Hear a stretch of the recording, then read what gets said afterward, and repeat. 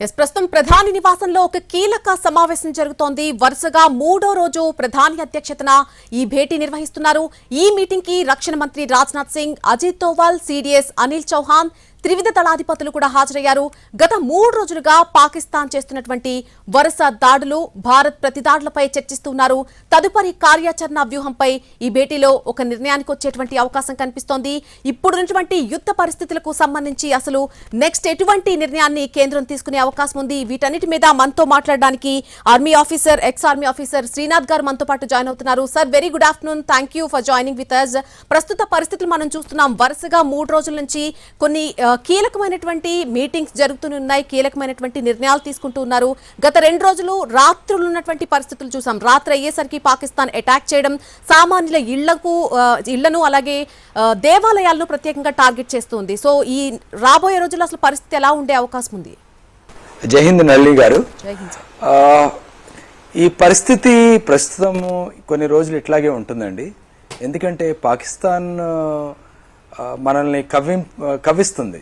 మనం ఏదో ఒకటి చేస్తే అందరి ఇంటర్నేషనల్ మీడియా దగ్గరికి వెళ్ళి సానుభూతి తెచ్చుకుందామని, అందుకని ఈ కవ్వింపు చర్యలు స్టార్ట్ చేసింది. వాళ్ళు ఈ మసీదులు, చర్చిలు వీటి మీద వేసి మన ఇంటర్నల్గా కమ్యూనల్ రైట్స్ స్టార్ట్ చేద్దామనే ఆలోచన విధానంతో వాళ్ళు ఈ పనులు చేస్తున్నారు. కాకపోతే మన ఇండియన్స్ అందరూ కలిసి ఈరోజు ఒకే పదం మీద నడుస్తున్నారు. అది ఫస్ట్ అసలు పొలిటికల్ పార్టీస్ కూడా అన్ని కలిసిపోయి అందరూ ఒకే మాట మీద ఉన్నారు. That is one good thing for us. Secondly, మన ఆపరేషన్ సింధూర్ తర్వాత మనం ఒక మేజర్ పాయింట్ని మనం వేరే కంట్రీస్కి చూపించామండి. అదేంటంటే అందుట్లో ఒక కశ్మీరీ పండిట్ ఉన్నారు, ఒక హిందూ లేడీ ఉంది, ఒక ముస్లిం లేడీ ఉంది ఆ బ్రీఫింగ్లో. సో ఇది ఏంటంటే మేమంతా కలిసి ఉంటాం మీరు ఏది చేసినా అనే ఒక స్ట్రాంగ్ మెసేజ్ని మనం అందరికీ పంపించాము. సో ఈ 2-3 డేస్ ఇట్లాగే జరగవచ్చండి. నా ఒపీనియన్లో most of the foreign countries అన్నీ వచ్చి పాకిస్తాన్ మీద ప్రెషర్ పెడతాయి అని అనుకుంటున్నాను. ఒకసారి ఆ ప్రెషర్ వచ్చిన తర్వాత పాకిస్తాన్ ఈ దాడుల్ని ఆపేస్తుంది అని నా భావన. ఒకవేళ లేదు, మేము ఇలాగే కంటిన్యూ చేస్తామంటే భారత్ మాత్రం చాలా గట్టిగా ఈసారి సమాధానం ఇస్తుందండి. ఇంతకు ముందులాగా కాకుండా వాళ్ళు ఎప్పటికీ కోలుకోని రీతిలో ధీటుగా సమాధానం ఇస్తుంది. అది వాళ్ళకి ఇప్పటికి అర్థమయ్యే ఉంటుంది. బట్ వాళ్ళ ఆలోచన విధానం మనలాగా ఉండదండి నళిని గారు. సార్, ఇప్పుడు మీరు అన్నట్టుగా ఇప్పుడు అమెరికా విదేశాంగ మంత్రి రూబియో ఫోన్లో మాట్లాడడం, ఇరు దేశాల విదేశాంగ మంత్రులతో మాట్లాడడం మనం చూసాం. సంయమనం పాటించాలి ఈ టైంలో అనేది వారు చెప్తున్నటువంటి మాట. సో మనం ఎంతవరకు దాన్ని ఫాలో అవ్వాల్సిన అవసరం ఉంటుంది ప్రస్తుత పరిస్థితులకు సంబంధించి? అండ్ అటువైపు నుంచి కూడా ఉండేటువంటి పరిస్థితులు ఏ విధంగా ఉండే అవకాశం ఉంది? ఇప్పుడు మనం ఏం చేయట్లేదండి, మనం ఓన్లీ రిటాలియేట్ చేస్తున్నాం. మనం ఆపరేషన్ సింధూర్ చేశాము, టెర్రరిస్టులని టార్గెట్ చేశాము, అంతే. అది వాళ్ళు చేసిన పనికి మనం రిటాలియేట్ చేశాము. వాళ్ళ సివిలియన్ ప్రాపర్టీ కానీ, గవర్నమెంట్ ప్రాపర్టీస్ కానీ, వాళ్ళ ఆర్మీని కానీ ఏది మనం నష్టపరచలేదు, ప్రొవోకేట్ చేయలేదు. సో అది వాళ్ళు చేసిన చర్యకి మనం ప్రతిచర్య చేస్తున్నాం, అంతేగాని మనం ఏమీ స్టార్ట్ చేయలేదు, మనం ఎస్కలేట్ చేయట్లేదు.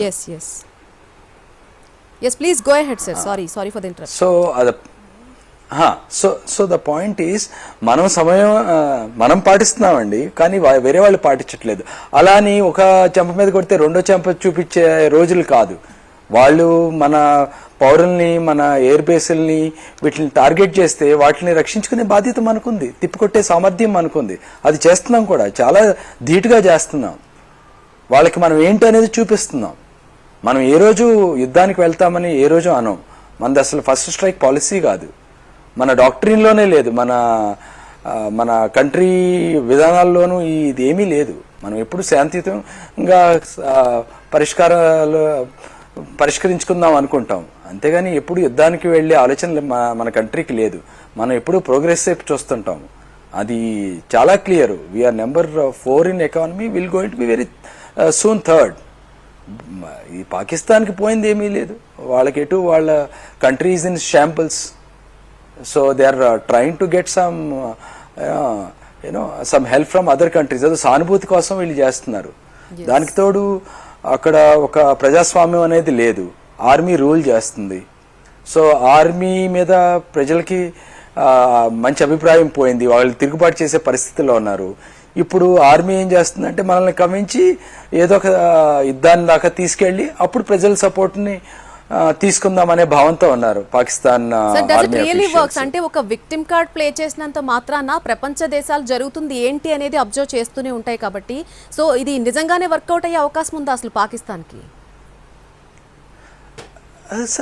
కాదండి, యాక్చువల్గా చూడాలంటే లాస్ట్ కపుల్ ఆఫ్ ఇయర్స్ చూస్తే డెకేడ్స్లో వాళ్ళు విక్టిమ్ కార్డ్ ప్రతిసారి ప్లే చేశారు. They got some help, but the help is really reducing. ఎందుకంటే మన foreign relations are very good.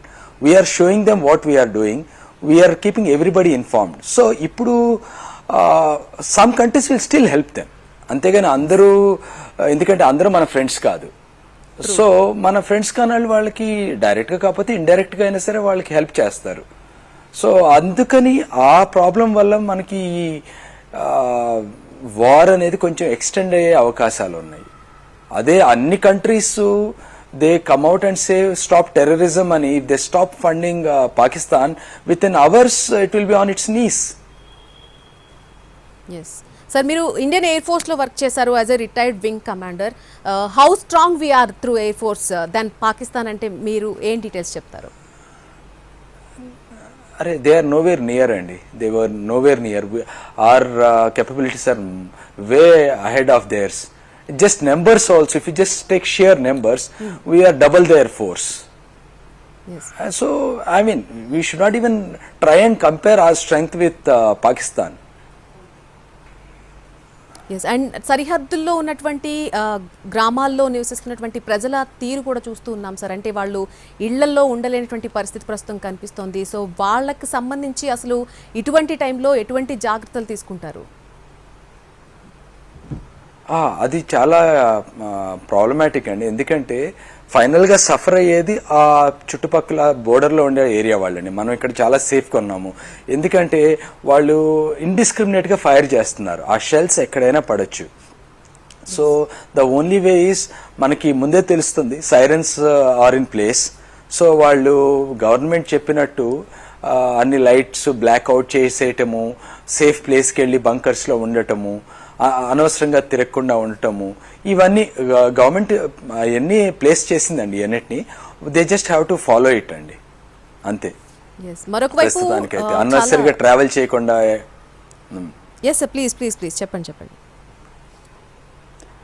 ఎందుకంటే ఇప్పుడు ఈ normal small arms fire ammunition they are not precisely targeted అనమాట. They can fall anywhere. అందుకని so ఇళ్లలో ఉండే వాళ్ళు వీళ్ళంతా they should be, at least especially in the nights, they should stay in their strongholds and should not come out. Blackout చేసేసి ఉండటం better అండి ప్రస్తుతానికైతే ఈ పరిస్థితుల్లో.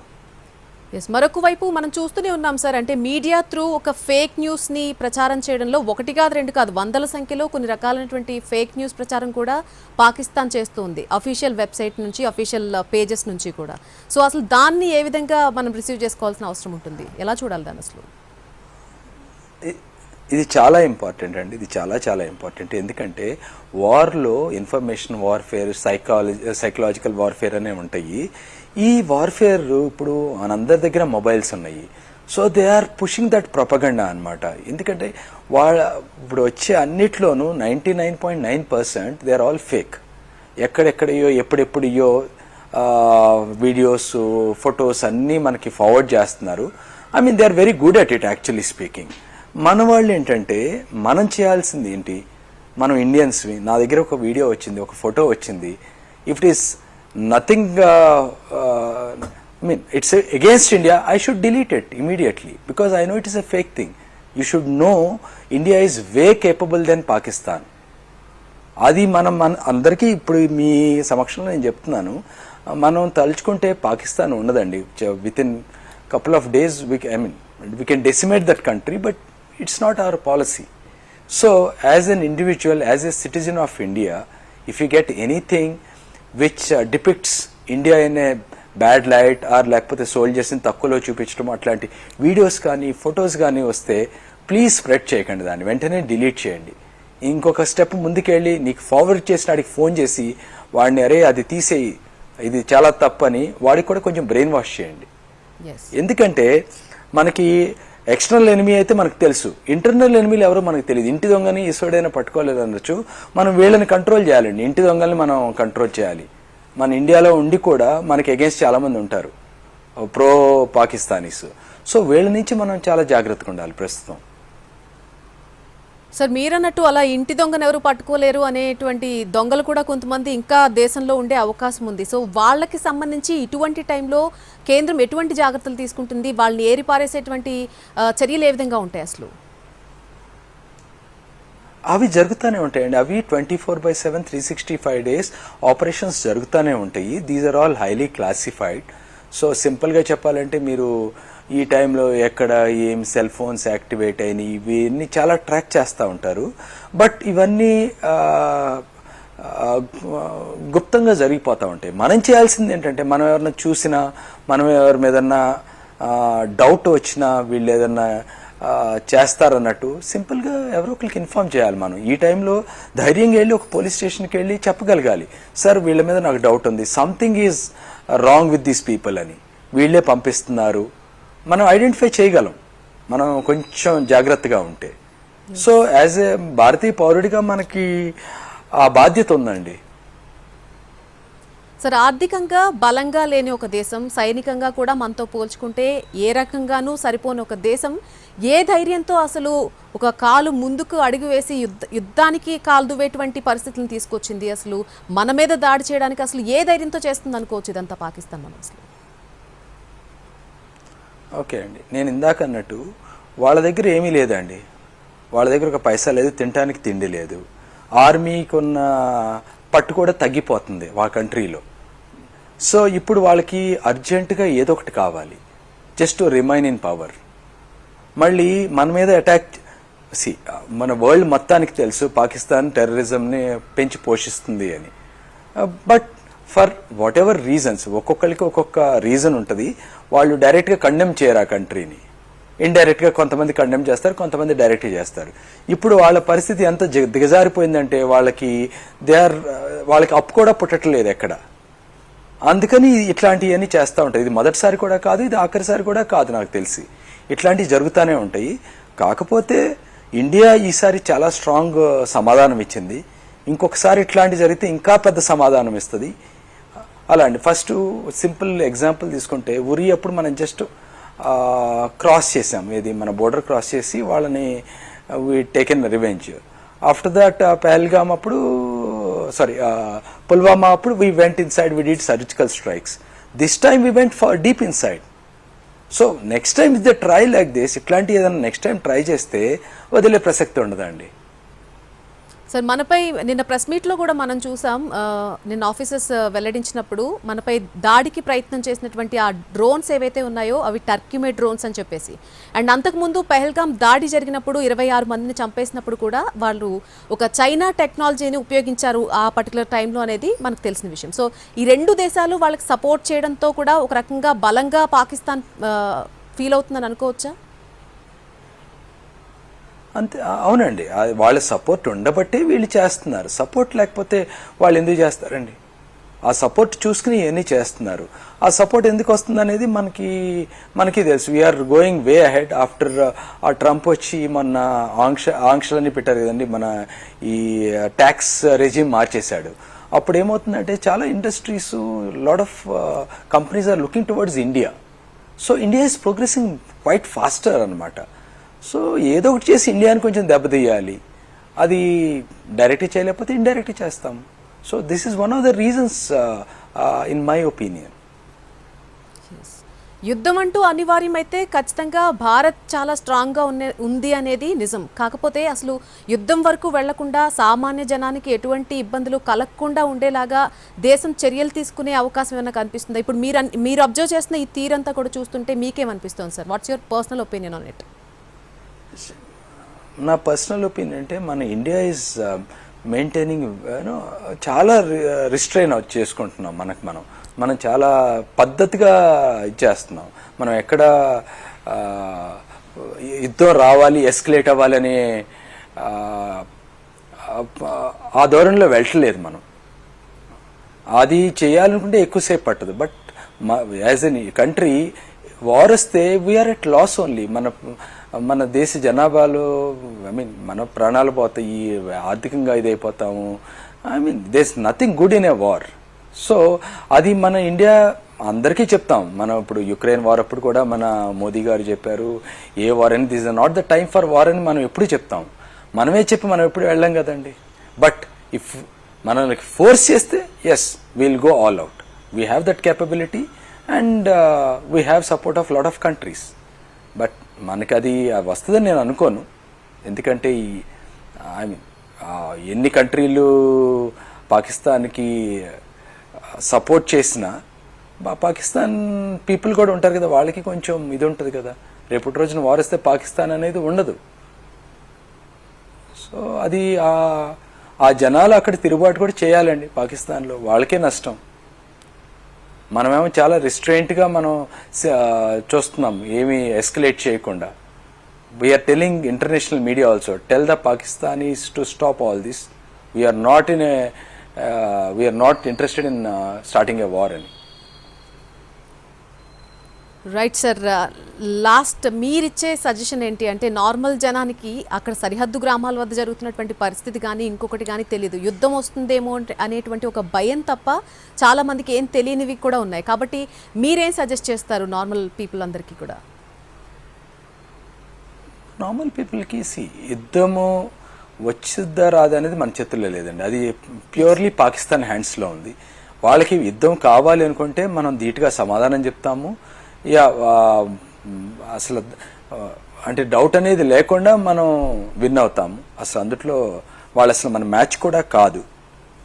సో మనం చేయాల్సింది ఏంటంటే కొంచెం అంత కలిసి ఉండటం, మన కంట్రీని సపోర్ట్ చేయడం. ప్రస్తుతం చేయాల్సింది ఏంటంటే, ఇప్పుడు స్పెషల్లీ సౌత్లో మనకి ఒక బాంబ్ సౌండ్ లేదు, మనకు ఒక బ్లాక్అవుట్ లేదు, వీఆర్ వెరీ సేఫ్. సో మనం ఇక్కడ ఉన్నప్పుడు మన కంట్రీమెన్కి we should all support them. ఈ ఫేక్ న్యూస్ని, ఈ ఫేక్ మీడియా దాన్ని నమ్మకుండా కలిసి ఉండటం. ప్లస్ ఏదన్నా సంథింగ్ అమిస్ ఏదన్నా జరుగుతుంటే వెంటనే రిపోర్ట్ చేయాలి. ఇప్పుడు మామూలు అప్పుడు వేరు, ఇప్పుడు వేరు. If you see something wrong you should report it. ఎందుకంటే ఏది ఎక్కడ కనెక్ట్, ఏ డాట్ ఎక్కడ కనెక్ట్ అవుతుందో మనకు తెలియదు. సో మనందరికీ తెలుసు ఇంటర్నల్గా కూడా మనకి ఎనిమీస్ ఉన్నారని. So at least we'll take care of the internal people కదా యాజ్ ఎ సిటిజన్.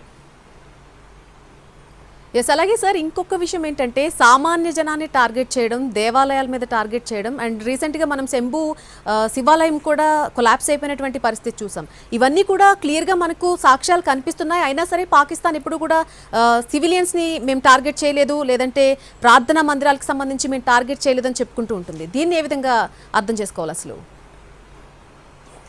వాళ్ళు చేసేదే అదండి. వాళ్ళు కావాలనే కమ్యూనల్ రైట్స్ చేయాలని, మనల్ని విడదీయాలని, ఇంటర్నల్గా మనలో చిచ్చు పెట్టాలని చూస్తారు. ఎందుకంటే వాళ్ళ పని ఈజీ అవుతుంది. సో వాళ్ళు మనకి ఎన్ని ప్రూఫ్స్ ఇచ్చినా సరే వాళ్ళు బ్లేటెంట్గా చెప్తారు మేము చేయలేదని. ఆఖరికి బాంబే దాడిలో మాకేం ప్రేమేం లేదన్నారు. మనం కసబ్బను పట్టుకుని చూపిస్తే అప్పుడు ఒప్పుకున్నారు. మనం ఏ అటాక్ చేసినా సరే మమ్మల్ని ఇన్వెస్టిగేషన్కి రమ్మని పిలుస్తాం. మనం పఠాన్కోట్ అటాక్ అవనండి ఏదైనా సరే, వాళ్ళు రారు. మనం చూపించిన సాక్ష్యాలను వాళ్ళు వాడుకుని దాన్ని కవర్ చేసేసుకుంటారు వాళ్ళ తప్పుల్ని. అది వాళ్ళ బుద్ధి అంతేనండి. వాళ్ళు చేసే పనే అది. ఇది మొదటిసారి కాదు కదా, ఎప్పుడు చేసేది ఇదే. ఎందుకంటే మన ఇండియాలో టెర్రరిస్ట్ క్యాంపులు లేవు, మరి ఎక్కడ వేస్తారు బాంబులు? Civilians మీదన్నా army మీదన్నా. వాళ్ళకున్నది రెండే చాయిస్లు. బెస్ట్ ఏంటంటే ఆర్మీ అయితే okay, they will have some damage. Civilians అనుకోండి, వైడ్ స్ప్రెడ్ కమ్యూనల్ వైలెన్స్ని స్ప్రెడ్ చేద్దామనే ఇదితో ఉంటారు. ఎందుకంటే మనకి చాలా రిలీజియన్స్ ఉన్నాయి ఇక్కడ. ప్రతి రిలీజియన్ని రెచ్చగొట్టాలని చూస్తున్నారు వాళ్ళు.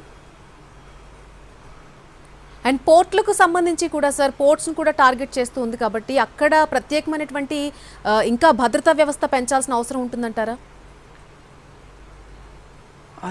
అన్నీ ఉంటాయండి. యాక్చువల్గా మన Indian navy is taking care of the ports and all. అక్కడ అన్ని చోట్ల వై పోర్ట్స్ అండి, even our airports are under threat కదా, internal threat. So yeah impact will be there. ఎందుకంటే ఒక్కళ్ళు చాలండి హైజాక్ చేయటం ఇట్లాంటివన్నీ చేస్తే I mean it's going to be big thing కదా. సో ఇట్స్ నాట్ కి నార్త్లోనే ఉందని ఇంటర్నల్గా కూడా చాలా ఉంటాయి. We should be very careful in bus stations and train stations and airports. We should be careful now because they have nothing to lose. వాళ్ళు ఏదైనా చేయగలరు, మనం మన జాగ్రత్తలో ఉండాలి. Right sir, thank you for the information and thanks for your time. ప్రస్తుతం ప్రధాని నివాసంలో అయితే ఒక కీలక సమావేశం జరుగుతోంది. వరుసగా 3వ రోజు ప్రధాని అధ్యక్షతన మరొక భేటీ నిర్వహిస్తున్నారు. ఈ మీటింగ్ కి సంబంధించి రక్షణ మంత్రి రాజ్నాథ్ సింగ్, అలాగే అజిత్ దోవల్, సిడిఎస్ అనిల్ చౌహాన్, త్రివిధ దళాధిపతులు కూడా హాజరయ్యారు. గత 3 రోజులుగా పాకిస్తాన్ చేస్తున్నటువంటి వరుస దాడులు, భారత్ ప్రతిదాడులపై ప్రస్తుతం చర్చిస్తున్నారు. అయితే తదుపరి కార్యాచరణ ఏంటి, అలాగే తదుపరి ఎటువంటి వ్యూహాలు ఉంటాయి అనేది ఈ భేటీలో ఒక నిర్ణయానికి వచ్చే అవకాశం కూడా కనిపిస్తోంది. నిన్న జరిగినటువంటి పాక్ దాడులకు సంబంధించి, అలాగే భారత్ వాటిని తిప్పికొట్టిన విధానానికి సంబంధించి, భారత్ చేసినటువంటి ప్రతి దాడులకు సంబంధించి ప్రస్తుతం ఈ మీటింగ్లో చర్చిస్తున్నారు.